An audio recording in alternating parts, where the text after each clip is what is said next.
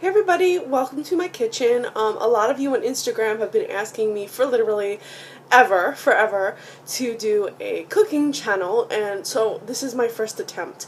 Obviously not wearing any makeup, and I'm wearing just a plain t-shirt, so don't expect me to be high beauty like I am in my other videos if you watch me there. So I cook primarily very healthy meals, or not very healthy, but just as healthy as I can for my family, which is my boyfriend and my son. And so I try to have low carb meals. And this is going to be a great example of how you can get your typical steak and vegetables, or because we're omitting potatoes, but you can get your steak and vegetables and sides in and still have a full complete meal without, say, all those potatoes or mashed potatoes. Because I feel like so many people just load up on potatoes, rices, pastas, and you can eliminate so much calories and carbohydrates and sugars from your diet if you simply omit those things late at night. So let's get started. Today I'm making steak, and steak was on sale. So these two beef top round steaks were only $5.61. That's pretty good, and you can slice them up thin cut, and you can get a lot out of it.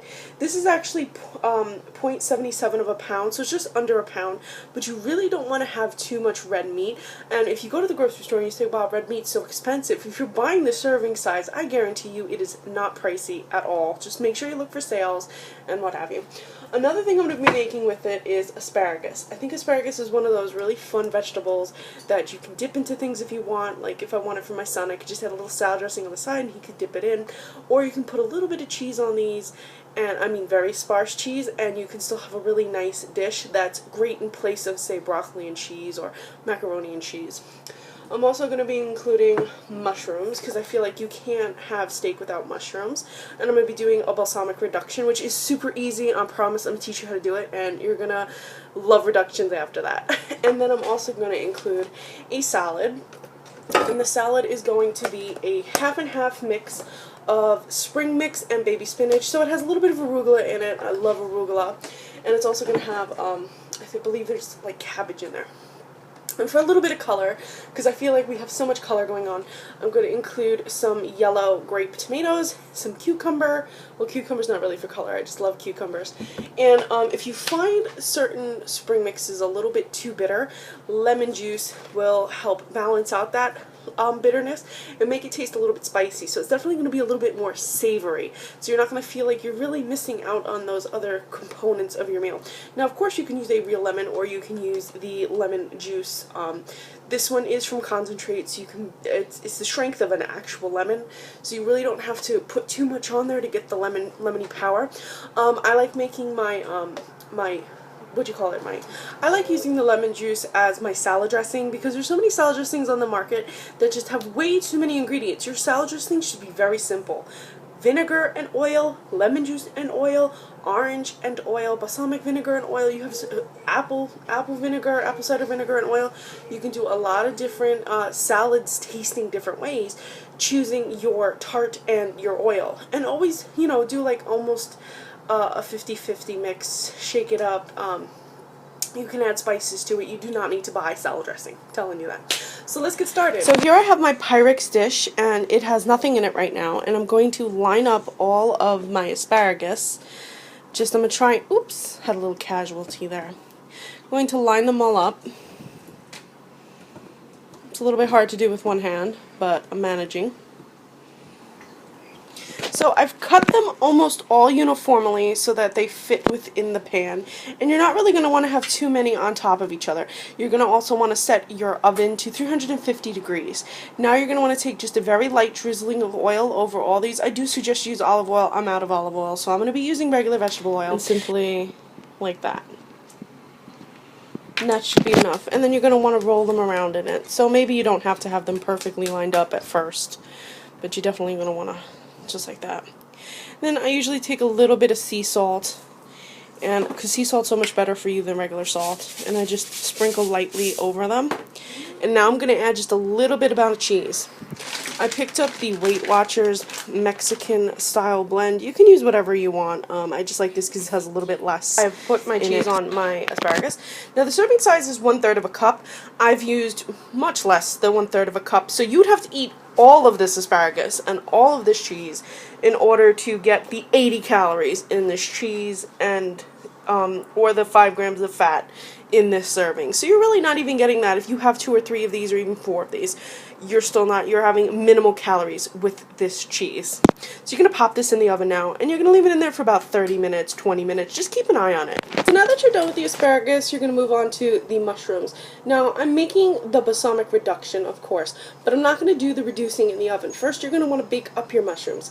Now, to save myself from dirtying a cutting board, because nobody wants to have anything more dirty than they have to, I'm using just a simple, like, it's supposed to be a bread tin, but I'm going to use it for now for my mushrooms.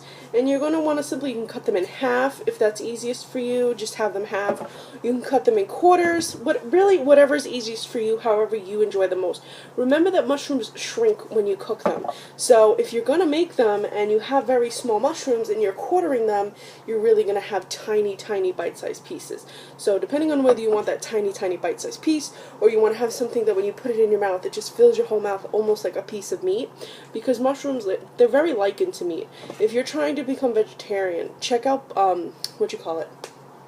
portobello mushrooms. You can put them in place of steaks.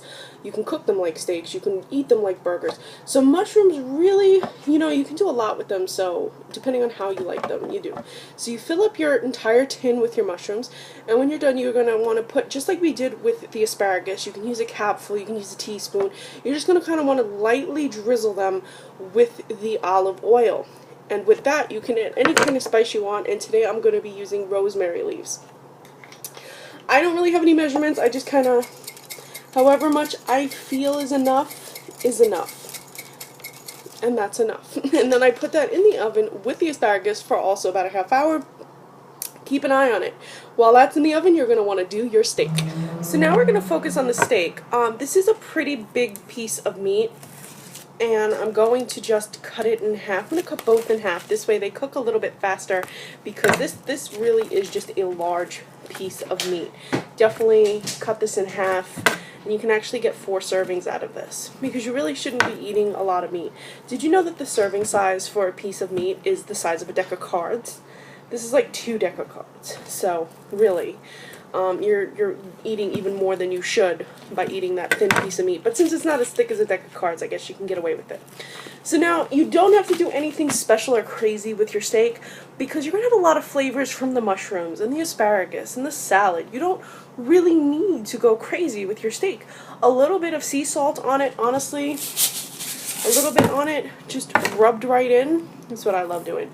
Rubbed right in. If you want a little bit more flavor, you can rub some rosemary in it. You can rub some garlic powder in it. You can rub whatever spice you feel you want to have rubbed in it. But honestly, a little bit of sea salt is really all you need. And then when you put this in your frying pan, you can either sear it where you don't really have much oil in your pan, because you never really should use too much oil, because using oil you infuse your meat with a lot of fat. So again, very, very little bit of oil. You just kind of want to glaze your pan. Even just put a little bit of oil on a piece of paper towel and rub your pan down just so you don't have the stickiness, or use like a non-stick pan. I just washed mine. You can do that, and then you simply just turn the heat up. Let the pan get super, super hot. Put your steak on it. It's going to sear it. It's going to make it taste almost grilled. So that's what I do when I cook my meat. It also helps it to cook a little bit faster. So my pan is starting to crackle, and that lets me know that it's heating up just enough that I can start to throw my steak on it now. That's what you want to hear. And you can do this, you can do about 2 or 3 minutes on each side, and since they're so thin, they're going to cook super, super fast. While this is cooking, you can always check on what you have in your oven. So I'm going to be using this small pot, and my vinegar, I've put quite a lot in there. Because you have to remember, when you reduce, you're reducing the amount of water that's in the actual food. So when you reduce a sauce or you reduce a vinegar, you're simply taking out, making it thicker, making the flavor more plentiful. Now, by the way, one little thing I gotta tell you about this is vinegar, balsamic vinegar, when reduced, becomes sweet, and you can actually eat it with the dessert as a syrup over strawberries, and I will include that at the end of this video. When you're reducing your balsamic vinegar, pay attention to the sides, because the sides are going to get very, very hot, and they're going to reduce quicker on the sides than it does in the center, even though the flame is coming up from the bottom. So just make sure you keep a good eye on that. Now for the mushrooms, you can have it be a little bit more viscous than it is for the strawberries. So you can actually take off from the stove when it's just slightly thickened, sprinkle that over your mushrooms, and then continue to cook your balsamic vinegar down until it's more syrupy, and then use that for your strawberries, and you don't have to waste a plate or whatever. And it's really good if you use a little bit of fresh cream too over the strawberries. Both of those is like a dynamic, just perfect combo if you want to really get into it. I didn't get cream because I'm trying to limit creams and cheeses and whatnot, but balsamic vinegar is a great way to have a syrupy treat without having so much added sugar of using like a chocolate syrup or a chocolate. So it's getting nice and reduced, and this is when you want to start stirring it every single minute. As you're going to see, it's going to be very hot. As you can see on the sides, it's already starting to burn. So in between checking on your balsamic vinegar, you can get started on the vegetables for your salad. Now, if you like other vegetables, of course include those. It's always good to have as many as possible.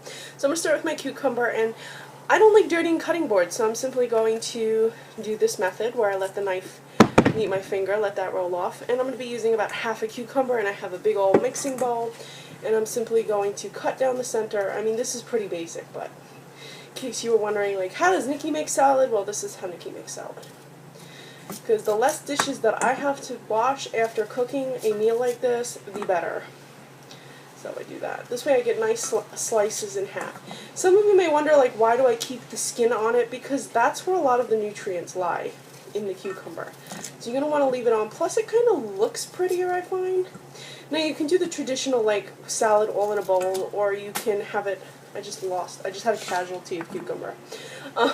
Or you can plate it really pretty where you place the cucumbers on top. It's really up to you. I like to plate things as nice as I possibly can, so I'm probably going to put in this bowl just the decorative toppers, such as the cucumbers and the tomatoes, and then I'm going to simply rest everything else. I'm going to put the last thing I'm going to put on the plate is these toppers.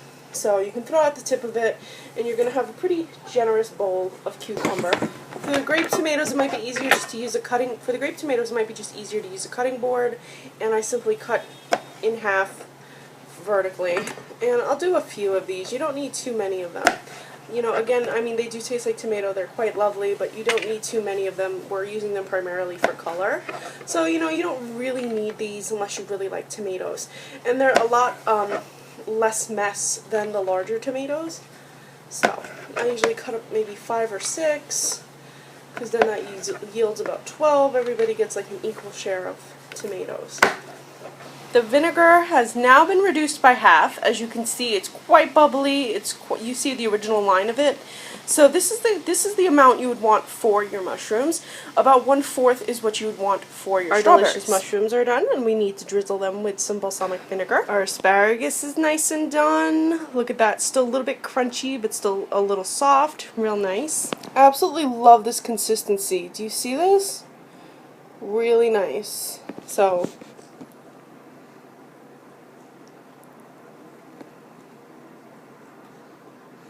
it's really not going to be a lot, and you can scoop that out with your spoon. So now I'm going to plate, which is my favorite part. I always use very small plates that are about the size of my hand, because if you use a larger plate, it tricks your minds into thinking that you're eating too little.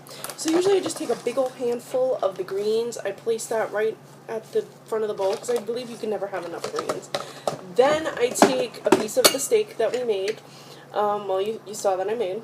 Take a nice piece of that steak, and I place it like a little bit on it, like so it rests on it, so you get a little bit of that flavor in your greens. Then I take the green toppers that you've seen we made before, and I just kind of sprinkle them on for taste and for color. Makes it look real pretty. Put a little bit of that stuff so it looks like that. Then I take the mushrooms, which is in the sauce, the balsamic vinegar, and I put that right next to the steak, because you want the steak to kind of take in a little bit of that balsamic flavor. It tastes great over the steak, it tastes great over the vegetables. And lastly, you're going to want to include, take about 3 or 4 asparagus and put them right in the center. You can divide the steak and the mushrooms now that the flavor's been infused, and you have a beautiful plate of food. And I'm going to be posting a picture of this on my Instagram. Anyway, guys, thank you so much for watching. I hope you enjoyed my first cooking video. I hope you guys found it helpful. And as always, please follow me on Instagram. I'm Recycled Stardust.